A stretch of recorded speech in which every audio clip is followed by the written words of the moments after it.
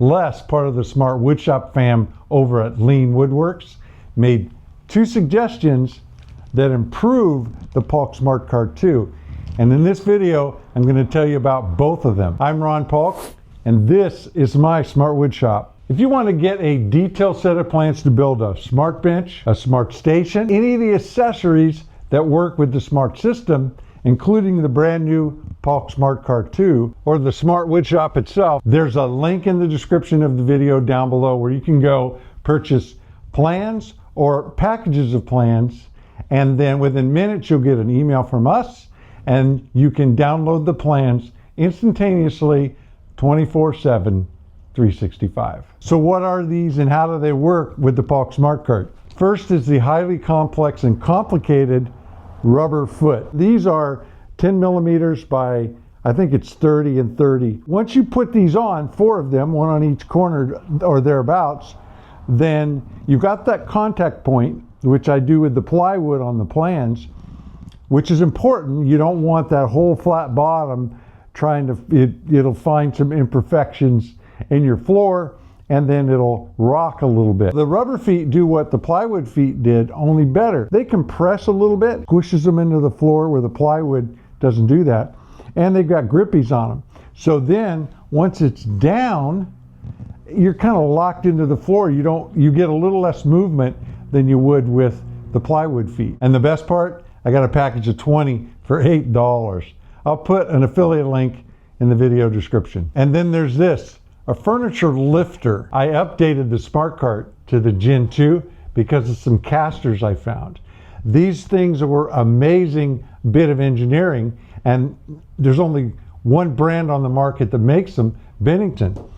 But they were a little too small for what I needed in the Smart Woodshop.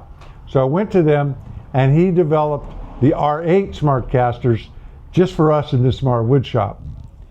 The cool thing about them is they're internal. So there's nothing sticking out to bump into walls or bump your foot into. The engineering marvel of the Smart Casters is the fact that you just lift them to retract them and lift again to deploy them. So all I have to do is come to the end of the bench, lift, and both of those casters are now firmly on the floor. And then go to the other side and do the same thing, and now the bench is locked down to the floor. Add these rubber feet, and we have a highly mobile bench that's now fixed to the floor, giving us that structure, that durability that we want when we're doing things like planing or pushing wood through the table saw. So why the furniture lifter? With a Smart Station, again, it moves so easy that just pushing a board through the table saw or the router table, it'll move on me. So I need it locked down. So just like with the Smart Bench, come down to the end, and even with all the tools, I can easily lift it and let it down, and it's solid on the floor. And most of the time, that's all I do. But occasionally I do want it all the way down. I want it just locked onto the floor. So what's the purpose of the furniture lifter? It's this end of the Smart Station. And actually the other end too when I have the sander on it. It's whenever I have these cradles on that hold up bench tools, I can't lift them because I just lift the tool as if I wanted to remove it. And trying to get into this side and lift one side and then the other, sometimes I get the wheels out of sync, and that's just problematic. So I took a long dowel, wooden dowel, and a block I made, drilled a hole in it, and created kind of a lifter that went into the hole drilled for the straps. And it worked okay, but I got to carry the big thing around, and I got to get down and block and slide the thing in. And then Les showed me how well this worked with his Smart Bench. I still have to get down on the floor and put a little elbow in it, and I am reaching underneath, so it makes it a little harder.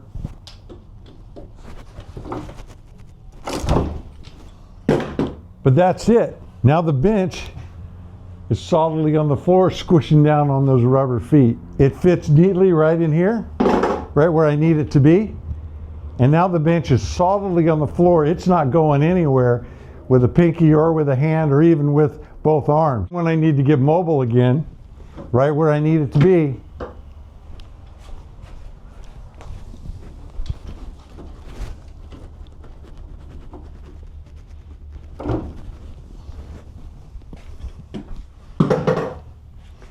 back to the one finger move. Les, thanks for bringing these to my attention and making the Smart Woodshop a little bit smarter. If you enjoyed this video, if you got anything out of it, or the Smart Woodshop in general, then you can really help out by hitting that thumbs up. It tells the algorithm that you liked it, and they'll share it with a few more people. And if you don't want to miss any of the videos we put up, be sure to subscribe and check the bell so that YouTube will notify you every time we put up a new video. Mahalo.